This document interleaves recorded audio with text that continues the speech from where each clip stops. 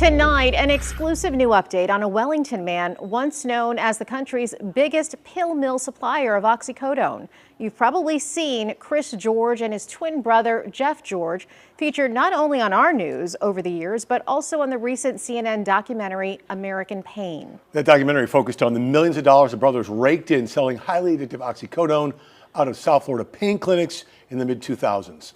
And now that he's out of prison, in a new twist, Chris George is suing his former lawyer, claiming that man took $2 million of his money and took George's house. Investigative reporter Terry Parker talked to George and has learned a Florida Supreme Court referee has just agreed with his claims.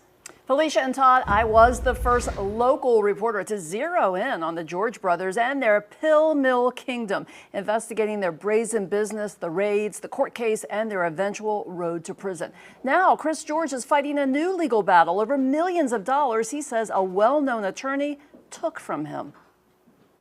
These are the George brothers of Wellington, Jeff and Chris, back in 2010, at the height of running the largest prescription drug network in the U.S.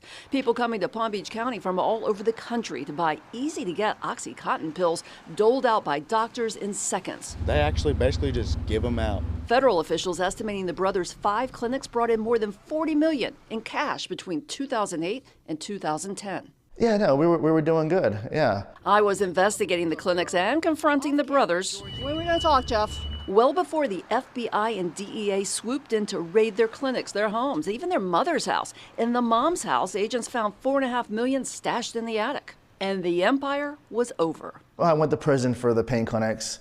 You know, I pled guilty to a racketeering conspiracy. I ended up serving 11 years.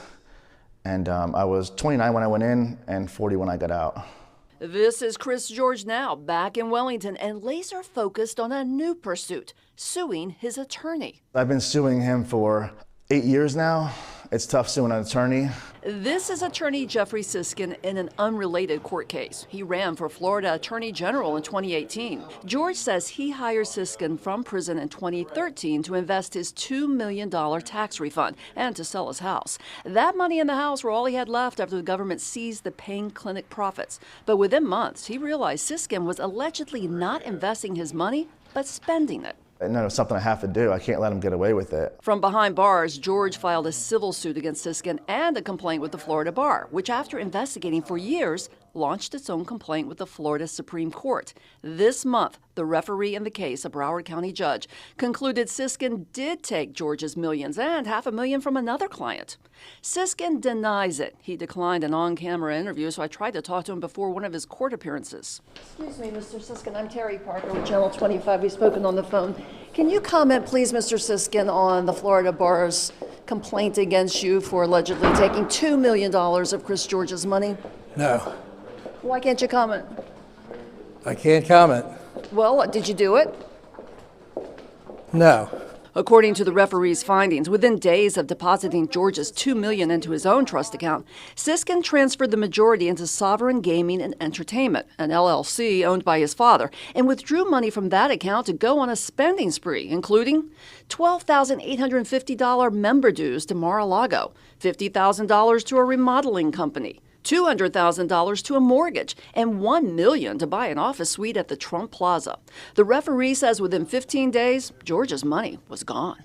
I'm going to let the plaintiff do that. The referee accuses Siskin of fraudulent activity and scheming, noting that Siskin's claim that George lent the $2 million to his father without any security was so obviously and transparently false that it would cause even the casual observer to quickly conclude its absurdity.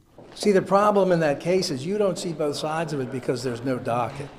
If you saw the rest of the pleadings, which there are many of, you would have a better appreciation for what the issues are.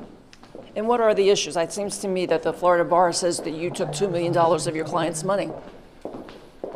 I already told you I didn't. So that's not an issue to me. And he needs to be stopped. He should be in jail, really, but at least not be a lawyer right now.